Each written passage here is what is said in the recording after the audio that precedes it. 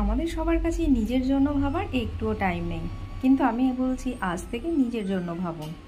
আমি কাজল, blog by কাজলের নতুন একটি ব্লগে বড়দের প্রণাম জানাই আর ছোটদের স্নেহ ভরা ভালোবাসা। হ্যাঁ, আপনি সবার জন্য ভাবতে ভাবতে আপনার নিজের জন্য ভাবার টাইম নেই, কিন্তু দিনের শেষে দেখবেন আপনি একাই। আপনি যার জন্য খুব সকালে উঠে রান্না করছেন, সেই একদিন বলবে, কে বলেছিল তোমাকে সকালে উঠে রান্না করতে? আমি বাইরে খেয়ে নিতাম। যার জন্য রাত্রি পর্যন্ত জেগে থাকেন, সে একদিন বলবে, কে বলেছে তোমাকে রাত্রে জেগে থাকতে? আমি তো কখনো বলিনি আমার জন্য অপেক্ষা করতে। যার জন্য সারাদিন অপেক্ষা করেন, সেও আপনার অপেক্ষার দাম দেবে না। তাই সব কিছুর মাঝে নিজের জন্য একটু ভাবুন। আপনি যার ভবিষ্যৎ করতে নিজের সমস্ত কিছু দিয়ে দিয়েছেন, সেও একদিন বলবে, কেউ না কেউ আমাকে সহযোগিতা করত, তোমার কোনো দরকারই ছিল না। যার অসময়ে তার হাত ধরে আপনি পার করে দিয়েছেন, সেও বলবে, কে বলেছিল আমার অসময়ে তোমার পাশে থাকতে? কেউ না কেউ, অন্য কেউ থাকতো। এটাই দুনিয়ার নিয়ম। যার জন্য আপনি আপনার সমস্ত কিছু খইয়েছেন, সেও বলবে, কে বলেছিল তোমাকে সব কিছু খোয়াতে? জানেন, আমরা তবুও এরকম করে থাকি। সমস্ত জগতের কথা ভাবতে গিয়ে নিজেদেরটাই ভাবতে ভুলে যায়। কিন্তু যখন দেখবেন বয়সকালে কেউ আর পাশে থাকে না, তখন আপনি একা। তাই এবার থেকে নিজের জন্য একটু ভাবুন, নিজেকে একটু টাইম দিন, নিজের মতো করে সময় কাটান।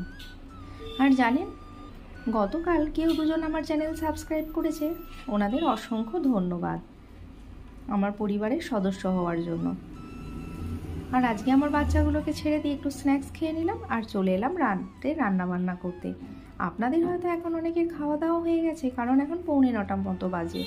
কালকে যেহেতু রবিবার, তাই আজকে একটু দেরি হলেও কোনো ব্যাপার নয়। আর বরমশাইয়ের আবদার আজকে চিকেন কষা খাবে, সেই জন্য যে সমস্ত কিছু পেঁয়াজ, কাঁচা লঙ্কা, টমেটো আর তেলের ওপর গোটা গরম মশলা ফোড়ন দিয়ে বসিয়ে দিলাম।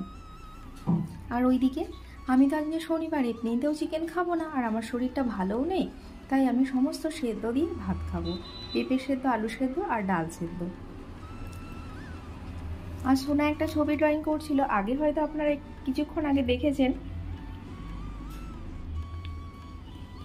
ওই ড্রয়িংটাই ও আবার কমপ্লিট করতে বসে গেছে।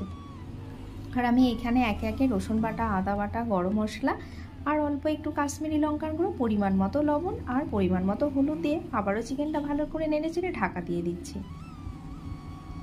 আর জানেন, আমার সোনা চিকেনের মানে ঝোল একদমই পছন্দ করে না, কিন্তু ওর বাবার আবার ঠিক উল্টোটি, ও আবার একটু ঝোল ঝোল বেশ পছন্দ করে। আর এখানে রান্নাটা বসিয়ে দিয়ে চলে এসেছি বরমশাইয়ের টিফিন বক্স ধুতে, কারণ টিফিন বক্সগুলো অনেক দুপুরেও খেয়েছে, অনেকক্ষণ টাইম হয়ে গেছে। আর টিফিন বক্সগুলো ধোয়া হয়ে গেলে আমরা রাতের খাবার খেয়ে নেব। আর যারা আমার পরিবারের সদস্য আমার পাশে আছেন, তাদের অসংখ্য ধন্যবাদ।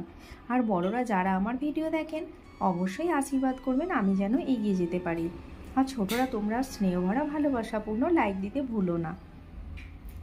আর যদি আমার চ্যানেলে নতুন হয়ে থাকেন, যদি ভিডিওগুলো আপনাদের একটুও ভালো লাগে, তাহলে চ্যানেলটি সাবস্ক্রাইব করে পাশে থাকার অনুরোধ রইল।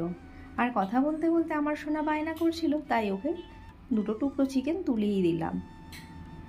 দেখুন, চিকেনটা মোটামুটি হয়েই এসেছে। আর এদিকে ভাতটাও সিটি পড়ে হয়ে গেছে।